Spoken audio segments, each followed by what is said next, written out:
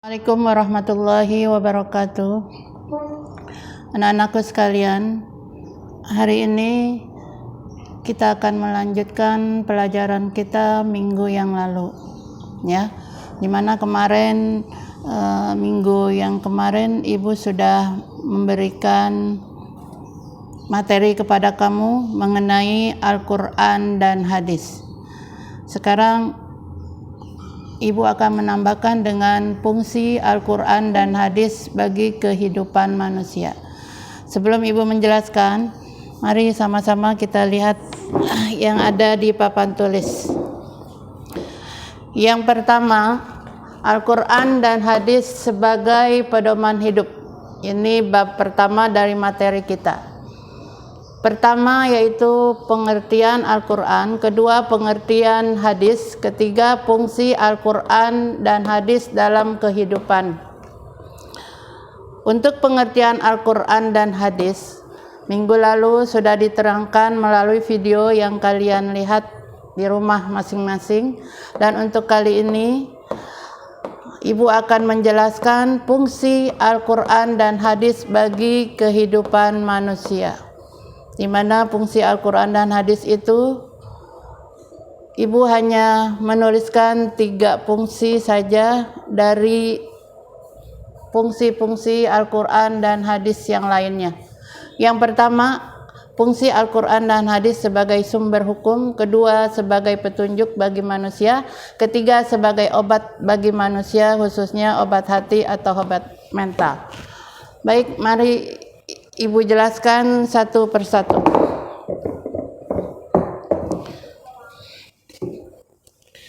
Anak-anakku sekalian, minggu lalu sudah Ibu perlihatkan kepada kalian video mengenai pengertian Al-Quran dan hadis.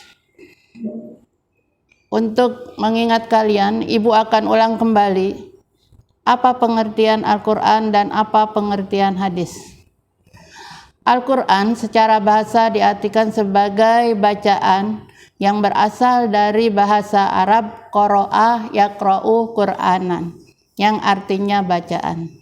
Secara hukum atau disebut dengan istilah, Al-Quran mempunyai arti sebagai kalamullah atau firman Allah yang menjadi mukjizat yang diturunkan kepada Nabi Muhammad SAW melalui malaikat Jibril dengan lafal dan maknanya, dan yang membaca Al-Quran itu adalah merupakan sebagai ibadah. Jadi itulah pengertian Al-Quran, di mana kalau kita membacanya maka itu menjadi suatu amal ibadah kita atau yang kita kenal dengan sebutan pahala. Al-Quran adalah firman Allah, perkataan Allah, bukan perkataan manusia, termasuk juga bukan perkataan nabi ataupun malaikat. Ya. Oleh karena itu, Al-Quran bila kita baca akan merupakan suatu ibadah. Yang kedua, pengertian hadis. Hadis secara bahasa artinya banyak sekali, memiliki banyak arti. Di antaranya hadis menurut bahasa bisa diartikan sebagai baru, artinya sesuatu yang baru, di mana pada waktu itu sebelum Nabi wafat tidak ada yang namanya hadis. Hadis juga diartikan sebagai sesuatu cerita yang disampaikan oleh para sahabat Nabi maupun keluarga Nabi. Itu hadis menurut bahasa. Sedangkan hadis menurut istilah adalah semua perkataan Nabi, semua perbuatan Nabi yang dilakukan semasa Nabi hidup, dan semua keputusan Nabi atau takrir Nabi yang Nabi lakukan terhadap sahabat-sahabatnya, itu dikatakan sebagai hadis. Dan menurut istilah, hadis diartikan semua perkataan Nabi, semua ucapan Nabi, semua perbuatan-perbuatan yang dilakukan oleh Nabi, dan semua ketetapan-ketetapan atau takrin Nabi terhadap sahabat-sahabatnya itu dikatakan sebagai hadis. Baiklah, untuk selanjutnya materi kita pada hari ini adalah fungsi Al-Quran dan hadis bagi kehidupan manusia. Apa saja fungsi Al-Quran dan hadis bagi kehidupan kita sebagai manusia, khususnya sebagai umat Islam? Yang pertama, seperti yang Ibu tuliskan di papan, fungsi hadis dan Al-Quran bagi kehidupan kita adalah sebagai sumber hukum. Jadi, Al-Quran dan hadis adalah merupakan sumber hukum utama bagi kehidupan kita dalam menjalani perilaku kita sehari-hari. Maksudnya, hendaklah kita mengambil acuan, pedoman dari apa yang terdapat di dalam Al-Quran dan hadis.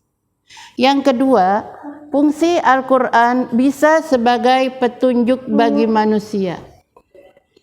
Petunjuk bagi manusia artinya Al-Quran menunjuki manusia untuk melakukan kegiatan dalam kehidupannya sehari-hari supaya hidupnya tidak tersesat, supaya hidup kita bahagia dunia akhirat. Nah, anak-anakku sekalian, untuk fungsi yang berikutnya, yang terakhir, Al-Quran dan hadis, khususnya Al-Quran. Al-Quran bisa berfungsi sebagai obat.